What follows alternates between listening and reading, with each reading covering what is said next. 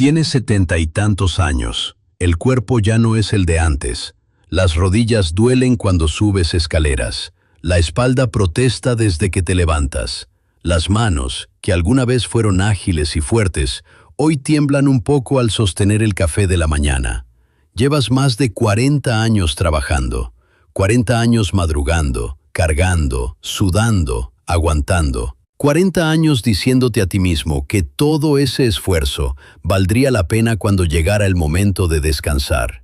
Y sin embargo, ahí estás, de pie, otra vez, no descansando, no disfrutando, trabajando. Porque si no trabajas, no comes. Así de simple, así de cruel. Esto no es un caso raro, no es mala suerte de una sola persona. Es la historia silenciosa de millones de personas que hicieron todo lo que se supone que debían hacer.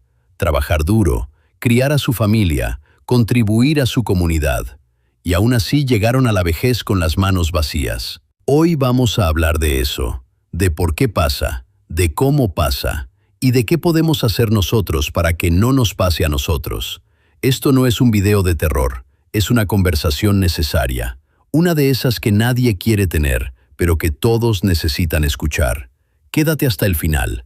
Lo que voy a contarte podría cambiar cómo ves tu propio futuro. Empecemos por lo que nadie quiere ver, los números.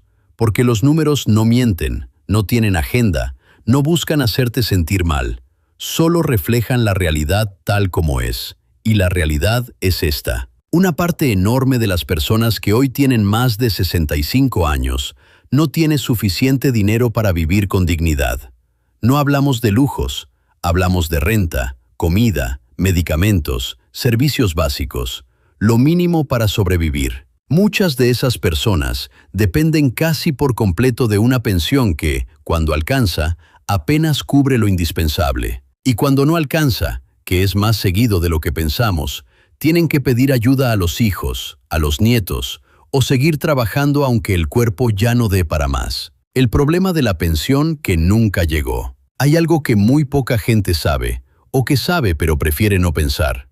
Una gran cantidad de personas llega a la edad de retiro y descubre que su pensión es mucho menor de lo que esperaba, o que no tiene ninguna. ¿Por qué? Por varias razones. Muchas personas trabajaron años, a veces décadas, en la economía informal, sin contrato, sin cotización, sin registro. Trabajaron igual de duro, o más, que quien sí tenía papeles, pero ese esfuerzo no quedó registrado en ningún lado, y a la hora de cobrar, como si esos años no hubieran existido. Otros tuvieron trabajos formales, pero cambiaron de empleo muchas veces.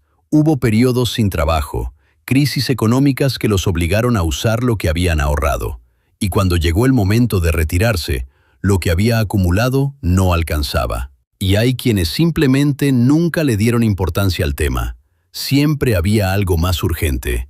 La renta, los hijos, la comida.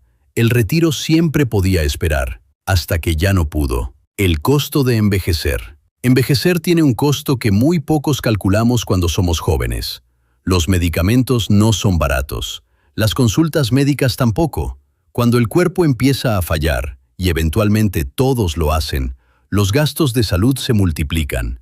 Y si además hay una enfermedad crónica, un accidente, una hospitalización, el dinero que tomó décadas juntar puede desaparecer en meses. Esto es algo que no se habla suficiente. Muchas personas no se quedan sin dinero por haber vivido mal. Se quedan sin dinero porque enfermaron, porque cuidaron a alguien enfermo, porque la vida les presentó una factura que nadie anticipó.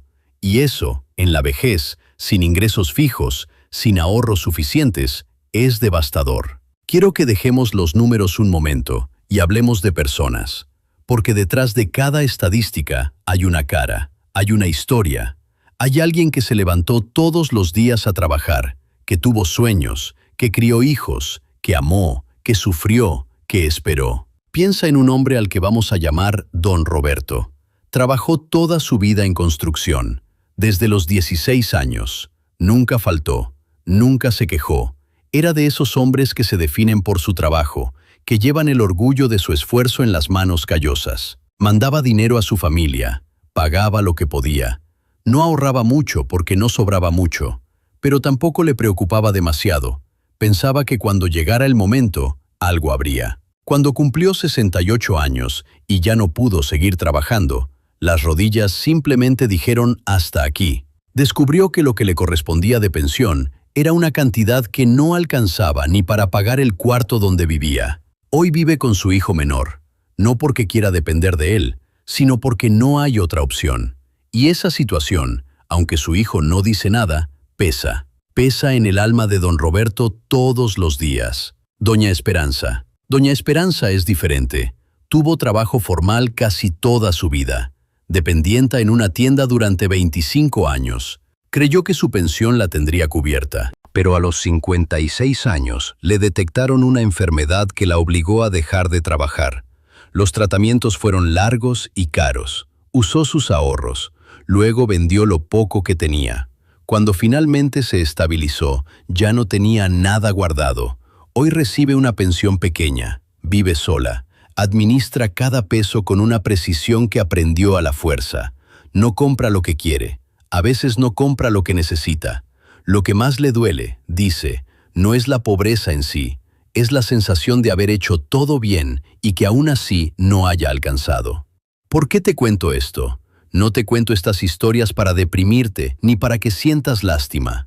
Te las cuento porque don Roberto y doña Esperanza no son casos extraordinarios, son el espejo de millones de personas, quizás el espejo de alguien que conoces, quizás, si no hacemos nada diferente, el espejo de lo que nos espera a nosotros. Y porque en nuestra cultura, una cultura que valora enormemente el trabajo, el sacrificio, la familia, hay un silencio muy grande alrededor del dinero y el futuro. Nadie habla de esto en la mesa. Nadie lo enseña en la escuela, y ese silencio tiene un precio muy alto. Ya vimos el qué, ahora hablemos del por qué. Porque esto no pasa por accidente, no es mala suerte de toda una generación. Hay razones concretas por las que tantas personas llegan a viejas sin recursos, y entenderlas es el primer paso para no repetirlas. Vivimos en una cultura del presente. Somos, en general, muy buenos para vivir el hoy, para disfrutar, para celebrar, para compartir lo que tenemos. Eso tiene un valor enorme, pero también tiene una sombra. Pensar en el retiro cuando tienes 30 años se siente absurdo, lejano, irreal. Hay cosas más urgentes: la renta, la comida, los hijos, las deudas. El futuro puede esperar. Y así pasan 10 años, y 20, y de pronto tienes 50, y el futuro ya no está tan lejos, pero tampoco tienes mucho guardado. No es irresponsabilidad, es que nadie nos enseñó a pensar en esos plazos. Nadie nos mostró con claridad lo que pasa si no lo hacemos. El trabajo informal nos dejó sin red. Una parte enorme de las personas que hoy son mayores trabajó la mitad o más de su vida en empleos informales, sin contrato, sin registro, sin que nadie guardara algo para su retiro. Trabajaron igual, se cansaron igual, contribuyeron a la economía igual, pero cuando llegó el momento de recibir algo a cambio, el sistema les dijo, no estás en la lista. Y esto no es culpa de esas personas. Es el resultado de estructuras económicas que durante décadas normalizaron la informalidad, que no ofrecieron incentivos reales para formalizarse, que dejaron a millones de trabajadores fuera de cualquier red de protección. Las crisis se comen los ahorros. Cada crisis económica, y hemos tenido varias en las últimas décadas, se lleva consigo los ahorros de quienes menos pueden permitírselo. Cuando el dinero escasea, lo primero que se toca es lo que estaba guardado para el futuro, porque el presente exige, porque los hijos tienen hambre hoy, no en 20 años. Porque la renta vence este mes, no el próximo lustro. Y así, lo poco que se había acumulado desaparece, y hay que empezar de cero, una y otra vez. Nadie nos enseñó a planear. Aquí está quizás la razón más silenciosa y más poderosa de todas. La educación financiera simplemente no existe para la mayoría de nosotros. Aprendimos a sumar y restar, quizás a multiplicar y dividir, pero nadie nos enseñó qué es el interés compuesto, cómo funciona un ahorro a largo plazo, por qué importa empezar a guardar dinero desde joven, cómo protegerse ante una emergencia médica. Eso no es conocimiento que llega solo, hay que aprenderlo. Y si nadie te lo enseña, ni en la escuela, ni en casa, ni en el trabajo, es muy difícil aplicarlo. No somos tontos, somos personas que nadie equipó con las herramientas correctas. Hasta aquí hemos hablado de lo que salió mal, de lo que está pasando, de por qué. Ahora quiero hablarte de lo que puedes hacer. Y voy a ser honesto desde el principio. No existe una solución mágica. No te voy a decir que con 3 pasos simples tu retiro está asegurado. Eso sería mentirte.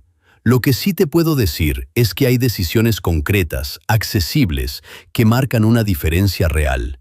Y que la diferencia entre tomarlas o no puede ser enorme cuando llegues a los 70. Primero, rompe el silencio en casa. El primer paso no es financiero, es cultural.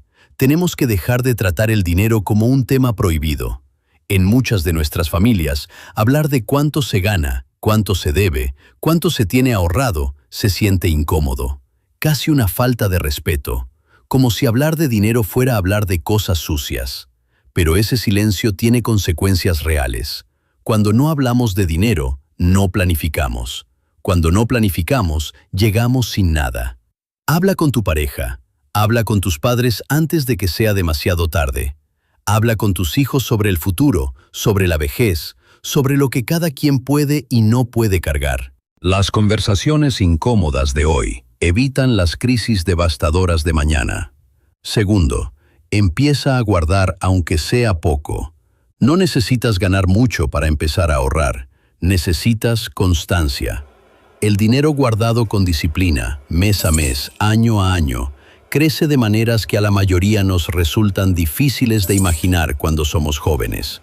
El tiempo es el ingrediente más poderoso del ahorro, y cada año que pasa sin empezar es un año que ya no puedes recuperar. No importa si empiezas con una cantidad pequeña, lo que importa es crear el hábito, guardar antes de gastar, tratarlo como una obligación, no como lo que sobra al final del mes, porque al final del mes casi nunca sobra nada. Si ya pasaste los 40 o los 50 y sientes que es tarde, no es tarde. Es más urgente, sí, pero no es tarde. Cada peso que guardes hoy vale más que no guardar ninguno. Tercero, infórmate sobre tus opciones de retiro. Hay opciones disponibles para quien las busca. Fondos de ahorro para el retiro, cuentas de inversión, planes de pensión voluntaria. No tienes que entenderlos todos de golpe ni convertirte en experto financiero, pero sí tienes que saber que existen. Busca información, pregunta en tu banco, investiga en Internet, consulta con alguien de confianza que entienda del tema. El conocimiento es la primera defensa contra llegar a viejo sin nada. Y hoy, con Internet, ese conocimiento está más accesible que nunca. El problema ya no es que la información no exista. El problema es que la mayoría no la busca. Cuarto, trata tu salud como una inversión. Esto suena diferente a lo que estamos acostumbrados a escuchar, así que escúchalo bien. Cuidar tu salud hoy es una decisión financiera. Las enfermedades crónicas, diabetes, presión alta, problemas del corazón, son en su mayoría prevenibles o manejables si se atienden a tiempo. Cuando no se atienden, se convierten en crisis médicas que destruyen ahorros, que obligan a vender propiedades, que hunden a familias enteras. Cada consulta preventiva que haces hoy puede ahorrarte decenas de miles de pesos en el futuro. Cada hábito saludable que construyes hoy es un gasto médico que evitas mañana. Tu cuerpo es tu patrimonio más valioso. Trátalo como tal. Quinto, no dependas de una sola fuente. La pensión sola no va a ser suficiente para la mayoría. Los hijos solos no pueden ni deben cargar con todo. La suerte no es una estrategia. Piensa en tu retiro como una mesa con varias patas. Un ahorro personal, aunque sea modesto. Una propiedad si es posible. Una red familiar consciente y acordada. Habilidades o conocimientos que te permitan generar algo de ingreso más allá del trabajo físico. Ninguna pata sola sostiene la mesa, pero juntas, sí. Quiero cerrar con algo que va más allá del dinero. La crisis que describimos hoy no es solo financiera. Es un espejo que nos dice algo sobre quiénes somos como sociedad, sobre qué valoramos, sobre cómo tratamos a quienes ya dieron todo lo que tenían. ¿Qué dice de nosotros que haya personas que trabajaron 40 años y no puedan pagar su renta? ¿Qué dice que la dignidad en la vejez sea un privilegio y no un derecho? Esas preguntas no tienen respuesta fácil, pero merecen ser hechas. Y mientras encontramos respuestas colectivas, hay algo que sí podemos hacer cada uno de nosotros. Podemos planificar, podemos hablar, podemos informarnos, podemos construir, ladrillo a ladrillo, una vejez diferente a la que le tocó a quienes no tuvieron estas herramientas. No porque seamos mejores que ellos, sino porque ahora sabemos lo que ellos no sabían a tiempo. La realidad que vimos hoy es dura, pero no es el único camino posible, y entenderla, mirarla sin apartar los ojos, es el primer paso para escribir una historia diferente. Si este video te hizo pensar, si algo de lo que escuchaste te tocó por dentro, ese malestar que sientes es bueno. Significa que lo entendiste. No esperes el momento perfecto para empezar a planear. No esperes ganar más, tener más tiempo, estar más estable. Empieza hoy, con lo que tienes, desde donde estás. Y si conoces a alguien que necesita escuchar esto, un amigo, un hermano, tus propios padres, compártelo. Porque la mejor arma contra no saber es la conversación honesta. Dale like si este video te aportó algo. Suscríbete para seguir recibiendo contenido así. Y cuéntame abajo en los comentarios, ¿en tu familia se habla del retiro abiertamente? ¿O es un tema que todos evitan? Nos vemos en el próximo.